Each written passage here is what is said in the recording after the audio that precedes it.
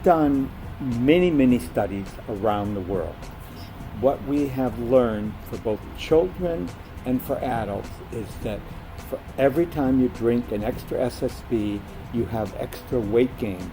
Almost 100% of the caloric value of the SSB. So if you drink an extra SSB a day, your likelihood of becoming overweight goes up 20-25% depending on the age group, but it leads to weight gain. If you're an adult and you drink SSBs, the risks of diabetes and the risks of hypertension really increase greatly. So for adults and for heavy adolescents, the drinking an extra SSB a day will really increase their likelihood of getting diabetes.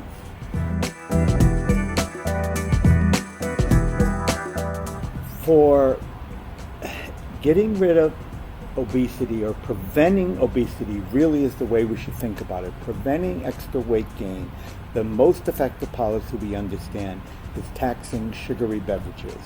After that, a combination type of policy like in Chile, where they do a front of the package profiling of a warning label, and then they also use that in the schools so that the schools can't have the same food with the warning label. That has really had a huge impact in Chile on consumption of sugary beverages, consumption of all the ultra-processed food.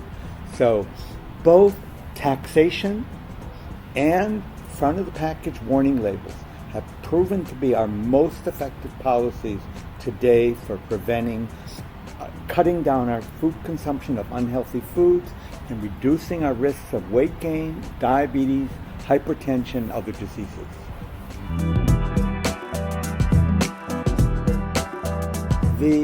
We find that people are very sensitive to prices. If you increase a tax so that it increases the cost by 15 or 20%, it reduces SSB consumption over a couple years by that amount, almost exactly.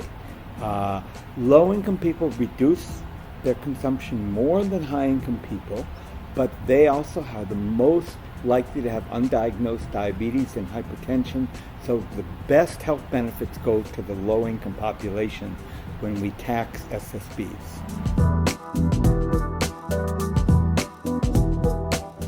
In Mexico, we found in the first year overall, as sugary beverage consumption went down by 6%, and in the second year, an extra 4%. So over 2 years, consumption of this 10% tax declined by 10%. In Mexico, we found that for low-income Mexicans, by the end of the first year, the consumption went down by 17%, whereas for high-income Mexicans, it went down very little. However, more than 3/4 of the undiagnosed diabetes in Mexico is among the low-income Mexicans. So the effect in preventing diabetes was enormous, and we found that we prevented tens of thousands of diabetes cases.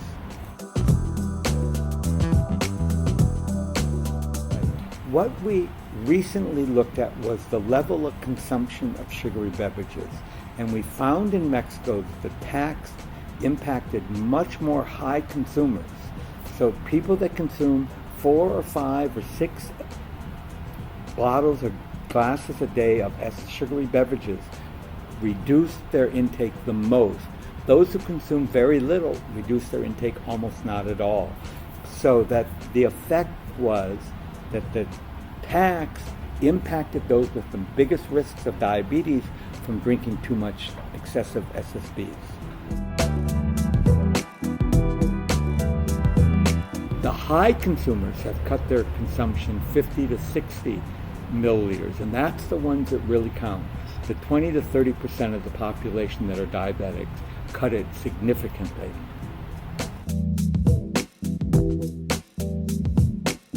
One of the biggest issues is the fact that what we call a tax is it affects the poor more than it affects the rich when we tax a beverage or any other food.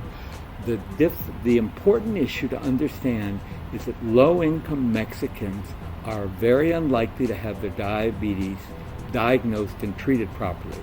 Almost every person who's low income in Mexico and diabetes has untreated or poorly treated diabetes. So they lose legs, they lose eyes, they die from the diabetes. We have this happen in the tens of thousands per year. So the tax in Mexico is very progressive when it affects the poor, because they are the ones consuming the highest amounts of SSB and the ones with the most untreated diabetes and also untreated hypertension and other heart difficulties. The sugary beverage industry says we care about your health. However, when it comes to changing and selling only water instead of selling sugary beverages, they refuse to do that.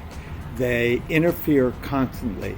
If we didn't have their interference, the public could decide what was good for public health, and that was how policies would be made.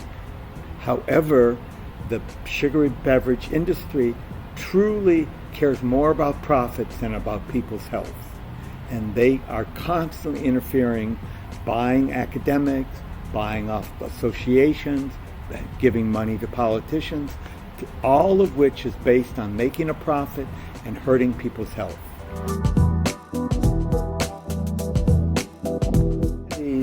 That you provide to the large major global sugary beverage companies, Coca-Cola and Pepsi in particular, reduces the cost to them, and it reduces the price, and it acts as an incentive for people to consume more sugary beverages.